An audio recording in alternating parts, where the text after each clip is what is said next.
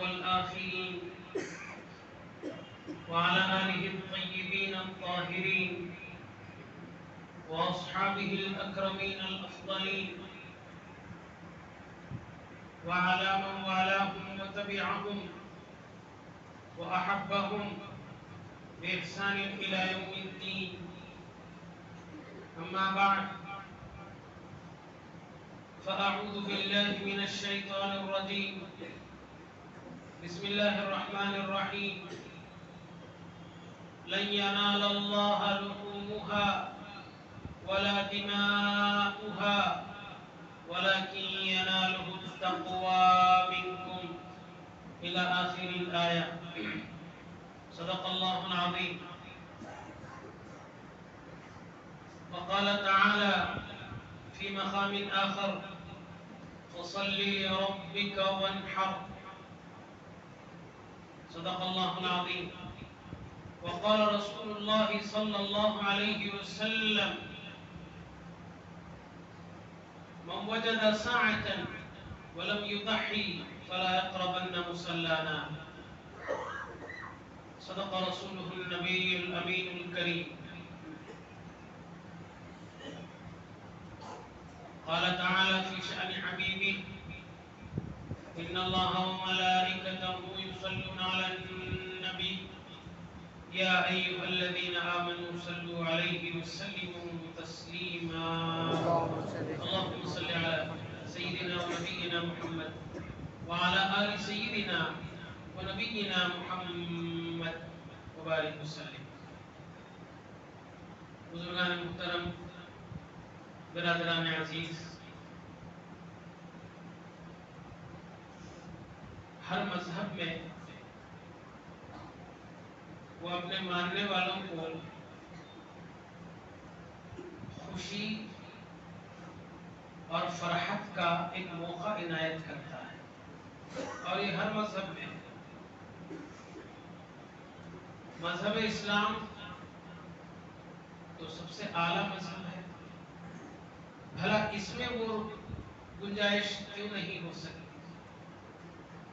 چنانچہ نبی کریم صلی اللہ علیہ وسلم نے صحابہ کرام سے فرمایا: دیکھو، جاہلیت میں تمہارے خوشی کے اور طریقے تھے، جس میں ڈھول، تماشے اور تیر اندازی، لٹ بازی اور نہ جانے کیا کیا کرتب تم دکھایا کرتے تھے اور اس سے خوشی کا اظہار کرتے تھے۔ مذہب اسلام نے تمہیں اس سے بہتر خوشیاں عطا فرمائی ہے، اس سے بہتر دن عطا فرمایا۔ ایک عید الفطر کے نام سے اور دوسرے عید الاضحیٰ کے نام سے۔ اور آپ ہم جو یہاں جمع ہیں، عید الاضحیٰ کا سنتوں سے معمور، ان واقعات ابراہیمی سے لبریز، جس کو اگر آپ تھوڑی دیر بھی غور کریں تو یہی سمجھ میں آئے گا کہ حج جیسی پوری عبادت جو 5 دنوں پر شامل ہے، حج کے کتنے دن ہیں؟ صرف 5 دن۔ اس میں کہیں رات گزارنا ہے تو کہیں کنکریاں مارنا ہے اور کہیں قربانی کرنا ہے۔ اگر اس کو آپ سنجیدگی سے غور کریں کہ آخر اس میں حکمتیں کیا ہے، جیسے ایک یہ لے لیجئے، صفا مروہ کے درمیان دوڑنا۔ یہ 2 پہاڑ ہیں، ایک کا نام صفا، دوسرے کا نام مروہ۔ میں اس زمانے کی بات کر رہا ہوں جب بی بی ہاجر نے اس پر چکر لگائی تھی، دوڑی تھی، اور یہ جب پہاڑوں کی شکل میں تھے۔ اب تو خیر لیول ہو گئے ہیں پورے، کہیں آپ کو اندازہ نہیں لگتا کہ آپ پہاڑ چڑھ رہے ہیں، بالکل لیول، صفا بھی مروہ بھی۔ لیکن اس زمانے میں یہ پہاڑی شکل میں تھے۔ بی بی ہاجر जिसको उमूमन हाजरा कहते हैं, अवाम में ये बात गलत राइज हो गई है, हाजरा नहीं हाजर। तो कभी इस पर कभी उस पर, ये इस वास्ते गई दौड़ी कि कहीं दूर से कोई काफिला तो नहीं आ रहा है जिसके पास पानी हो और मैं उनसे पानी लूं और अपने लख्ते जिगर इस्माइल को पिलाऊं। ये वजह थी। और शैतान को कंकरियां मारना हज के मनासिक में से है। आप अंदाजा करें कि उस मुकद्दस तरीन मकाम पर शैतान कहां से होगा। और ये आपके छोटे छोटे चने से कम दाने, इन मारों का उस पर क्या असर होगा। हाँ? और करिए, 7-7 दाने लेकर फेंकते हैं, क्या फर्क पड़ेगा। दरअसल ये कुछ यादें हैं जो अल्लाह के नेक बंदों ने किया था, तो अल्लाह को ये बहुत पसंद आई। न सिर्फ पसंद आई बल्कि क़यामत तक आने वाली नस्लों पर अल्लाह ने इसको बाकी रखा। अब ये जो हजरत हाजर जो भागी थी, पानी की तलाश में भागी थी, अब भला बताइए वहां पानी की कमी है, किल्लत है। जो लोग जाकर आए हैं वो अच्छी तरह जानते हैं, सफा में भी पानी है, मरवा में भी पानी है। अब वो जो भागी थी पानी की तलाश में, जो कि ऑलरेडी यहाँ मौजूद है, तो फिर अब हाजियों से कहना चाहिए कि भाई मत भागो। और वो जो भागी थी औरत थी, और शरीयत में ये हुक्म है कि औरतें ना भागे, मर्द भागे। देखिए आप, लेकिन ये अंदाज, ये अदा बीबी हाजर की अल्लाह को इतनी पसंद आई, तो मैं नहीं, अब इसको हम क़यामत तक बाकी रखें, हर हाजी पर लाजिम करें। शैतान को कंकरियां मारना, वो भी इतने छोटे छोटे कंकर, क्या मार पड़ेगा, क्या फर्क पड़ेगा। लेकिन नहीं, इसके पीछे एक कॉन्सेप्ट है, इसके पीछे एक यादगार है। वो ये हजरत इस्माइल अलैहिस्सलाम को लेकर इब्राहिम अलैहिस्सलाम कुर्बान गाह मीना, जहां पर आज हर हाजी क्या करते हैं, कुर्बानी करते हैं, साहिबजादे को लेकर आ रहे थे। शैतान आया, आगे बोला, इस्माइल मालूम है कहां जा रहे हैं। कहा अब्बा जान अपने दोस्त के यहाँ ले जा रहे हैं। वर्गा लाया, बोला दोस्त की दावत पर जा रहा है। और क्या कोई दोस्त की दावत पर छुरी और रस्सी भी लेकर जाता है। देखते नहीं बाप के हाथ में छुरी और रस्सी है। इस्माइल अलैहिस्सलाम ने देखा कि वाकई में छुरी और रस्सी। कहा कि मैं तो नहीं जानता, अब्बा जान जो करते हैं करते हैं। उसके बाद यही शैतान हजरत इब्राहिम अलैहिस्सलाम के पास गया और कहा, इब्राहिम कैसे हो तुम, जिस बेटे को दुआएं कर कर के अल्लाह से मांगा था, सिर्फ एक ख्वाब की बुनियाद पर इसको ज़बह करने चले। भटकाने का अंदाज देखा, एक ख्वाब देखा था तुमने जिसमें अपने बेटे को ज़बह करने चले। दुनिया में ख्वाब कौन नहीं देखता, और ख्वाब पर किसकी पकड़ है, किसकी गिरफ्त है कि मुझे ऐसे ख्वाब नहीं आना चाहिए, ऐसे ही आना चाहिए। कोई कर सकता नहीं कर सकता। और सिर्फ ख्वाब की बुनियाद पर तुम एक लौटे लखते जिगर को ज़बह करने चले। अच्छा, फिर यही शैतान बीबी हाजर के पास गया। बीबी जानती हो तेरा शौहर और तेरा बेटा कहां गए? वो तो दोस्त की दावत पर गए हैं। वाह वाह, अच्छी दावत पर गए हैं। छुरी और रस्सी भी लेकर कोई दावत को जाता है? हाजिरा ने कहा हो सकता लकड़ियां लाने के लिए गए। बोले इस संगलाख पथरीली जमीन में क्या खाक लकड़ियां मिलेंगी? और क्या? सुनो मैं बताता हूं, वो تمہارے لخت جگر کو ذبح کرنے کے لیے گئے ہیں، کیونکہ انہیں خواب میں بتایا گیا ہے۔ بی بی ہاجر نے کہا کہ یہ اگر اللہ کی طرف سے ہے تب تو اللہ ہمیں ضائع ہونے نہیں دے گا، ایک نہیں ایسے اگر 100 اسماعیل بھی ہیں تو میں قربان کرنے کے لیے تیار ہوں۔ دیکھیے 3 بار 3 جگہ اس نے بھٹکایا، تو ہر بار اس پر جو ہے کنکریاں پھینکی گئی، تو اللہ کو یہ ادا اتنی پسند آئی، آج وہاں کوئی شیطان اتان ہے ہی نہیں، لیکن چونکہ سنت ابراہیمی ہے 3 دن مسلسل شیطان کو کنکریاں ماری جائے۔ تو خلاصہ یہی نکلتا ہے کہ حضرت ابراہیم علیہ السلام اور حضرت اسماعیل علیہ السلام اور بی بی ہاجر علیہ السلام، یہ 3 پاکیزہ ہستیوں کی کچھ یادیں ہیں جو کہیں حج اور کہیں قربانی کی شکل میں اور کہیں صفا و مروہ کے درمیان سعی کی شکل میں امت محمدیہ صلی اللہ علیہ وسلم کو گئی۔ اب آپ دیکھیں 8 9 10 یہ 3 دن عربی میں نام ہے۔ 8ویں دن کو ترویہ کہتے ہیں، 9ویں دن کو عرفہ کہتے ہیں، 10ویں دن کو نحر کہتے ہیں۔ ابراہیم علیہ السلام نے خواب میں دیکھا کہ آپ اپنے بیٹے کو ذبح کر رہے ہیں، تو یہ 8 کو دیکھا، دن بھر سوچتے رہے، اور ترویہ کہتے ہیں عربی میں غور و فکر کرنے کو، سوچنے۔ آپ نے صبح سے شام تک دیکھا غور کیا کہ خواب اللہ کی طرف سے ہے یا شیطان کی طرف سے۔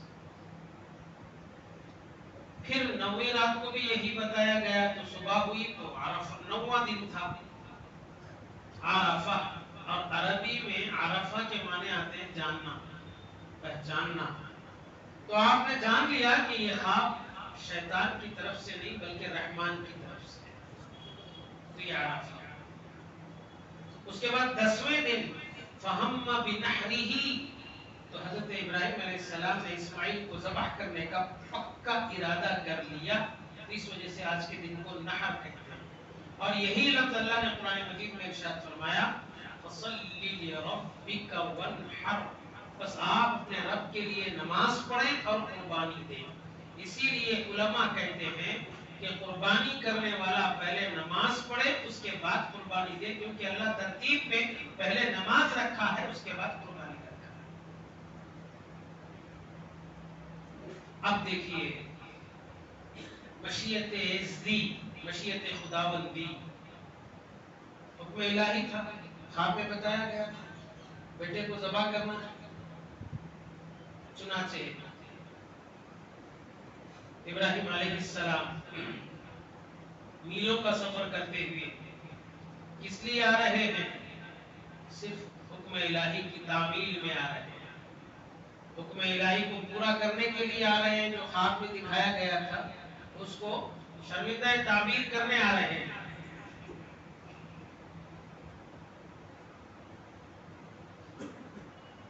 رسی لی، چھری لی، اور وادی مینا جہاں پر حاجی حضرات قربانی کرتے ہیں وہاں پہنچے۔ اب تو خیر وہ علاقہ بہت وسیع، بہت بڑا اور خوبصورت ہے۔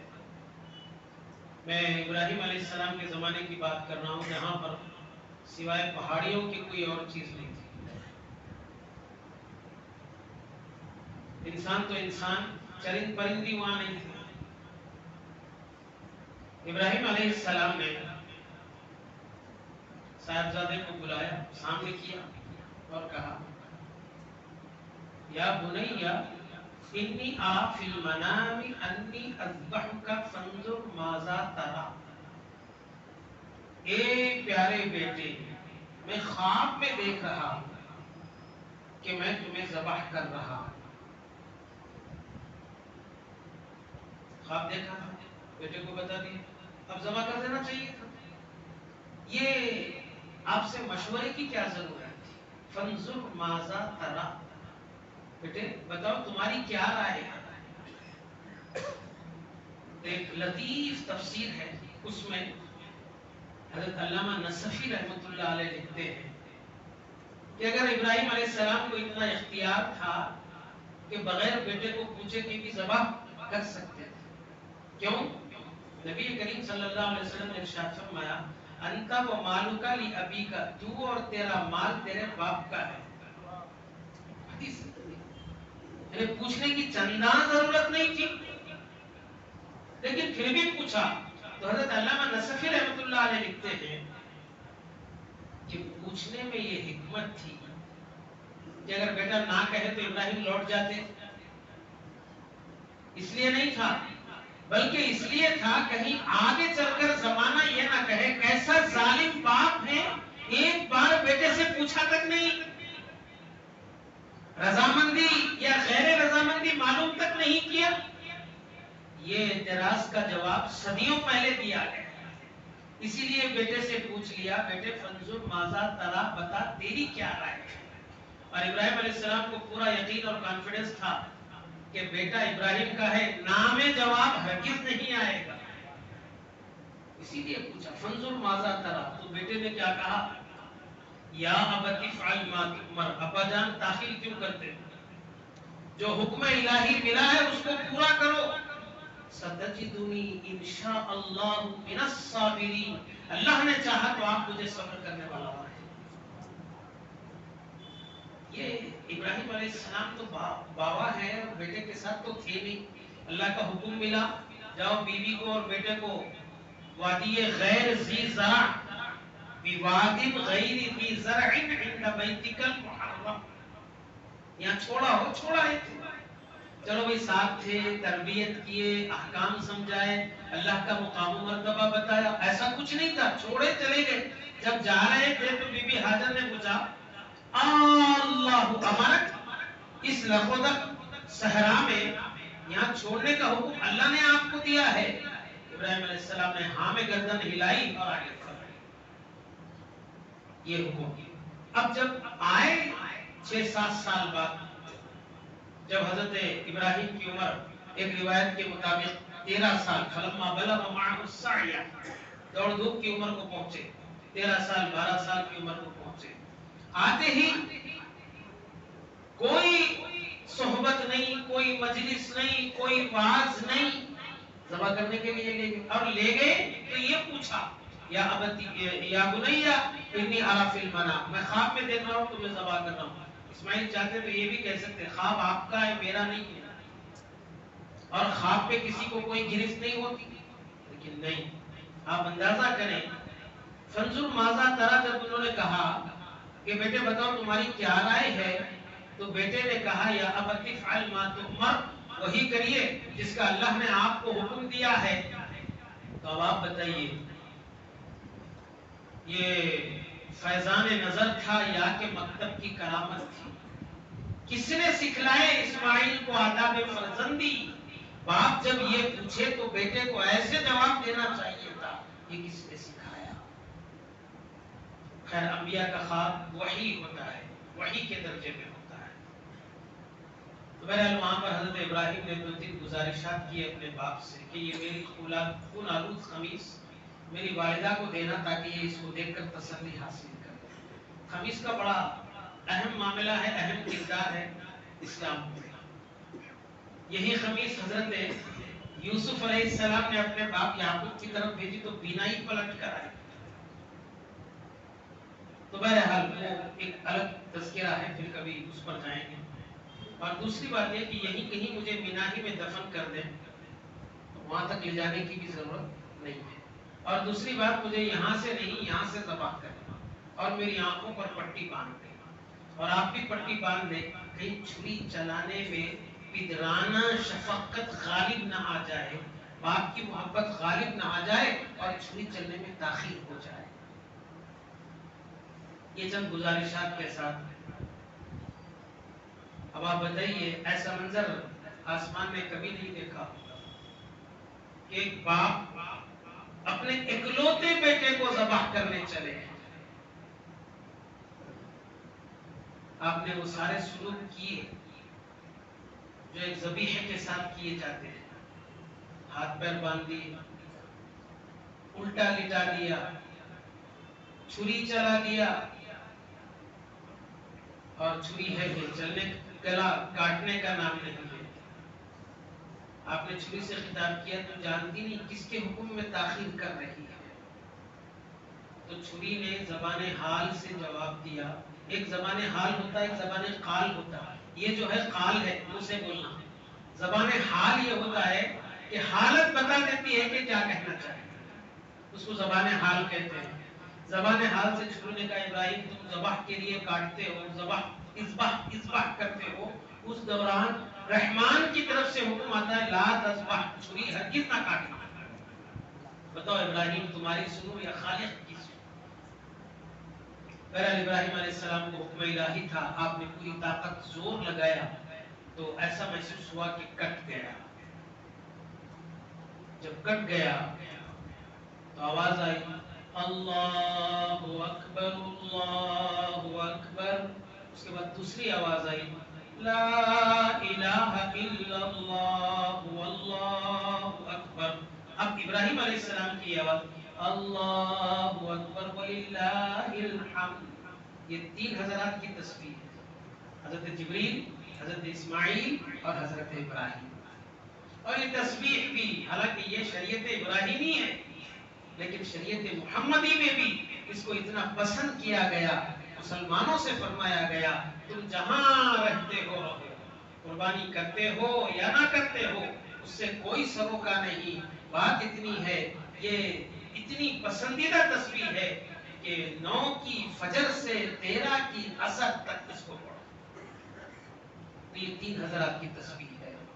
تو بہرحال منشاء خداوندی یہ تھی کہ جنت میں جو دمبا تھا وہ لایا گیا اور اس کو ذبح کر دیا گیا. اور اللہ نے قرآن مجید میں فرمایا قد صدقت الرؤیا، ابراہیم جو تم کو خواب میں دکھایا گیا وہ تم نے سچ کر دکھایا. انا کذالک نجزی المحسنین، ہم نیکوکاروں کو ایسے ہی بدلہ دیتے ہیں. تو یہ بدلہ دیا وفدیناہ بذبح عظیم. صبح قیامت تک یہ ذبح عظیم چلتا رہے گا. یہ اتنی بڑی قربانی ہے کہ قیامت تک بھی چلتے رہے گی تو عظیم ہی کہلائے گی. عظیم. پھر فرمایا وترکنا علیہ فی الآخرین، ہم بعد میں آنے والوں کے لیے بھی اس کو باقی رکھیں گے. تو یہ ادائیں ہیں حضرت ابراہیم علیہ السلام، حضرت اسماعیل علیہ السلام اور بی بی ہاجر. تو خلاصہ گفتگو یہ تھا جب ممبر پر تکبیر پڑھی جائے تو آپ آہستہ یعنی بالکل دل ہی دل میں پڑھیں، بلند آواز سے نہ پڑھیں، کیونکہ وہ خطیب کا کام ہے، آپ کا کام سننا ہے. اور جب نماز کے بعد پڑھیں جب زور سے پڑھیں، اور خطبے کے دوران زور سے نہ پڑھیں، آہستہ پڑھیں.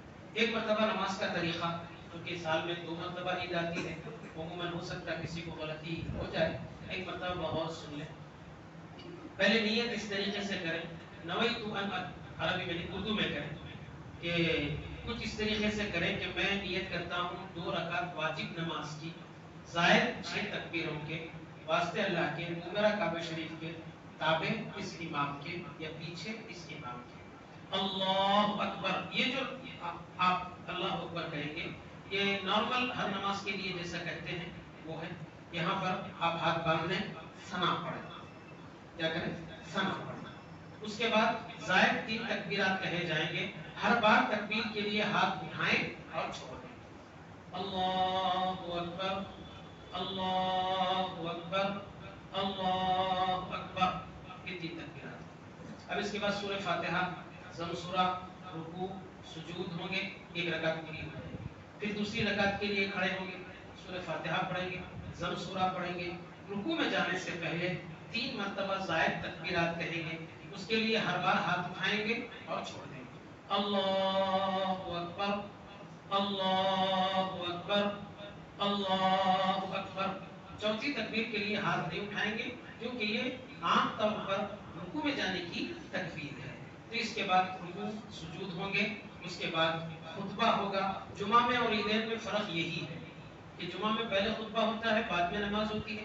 عیدین میں پہلے نماز ہوتی ہے اس کے بعد خطبہ ہوتا ہے. اللہ سبحانہ و تعالیٰ سب کی قربانیوں کو قبول فرمائے اور ہر عمل کو قبول فرمائے. جو بیمار ہیں انہیں صحت کاملہ شفاء عاجلہ عطا فرمائے. اس بڑے دن کے صدقے میں پوری دنیا میں امن و امان عطا فرمائے, جان و مال کی حفاظت فرمائے, اور خصوصاً جن جن حضرات نے دعاؤں کی درخواستیں کی ہے, الہی تو ان کے مقاصد کو جانتا ہے, ان کے مقامات کو جانتا ہے, سب کے حق میں خیر فرما اور شفاء کلی عاجلی نصیب فرما, ہر مقصد کو پورا فرما. صلی اللہ تعالی وسلم علی خیر خلقک و آلہ و اصحابہ اجمعین والحمد للہ رب العالمین.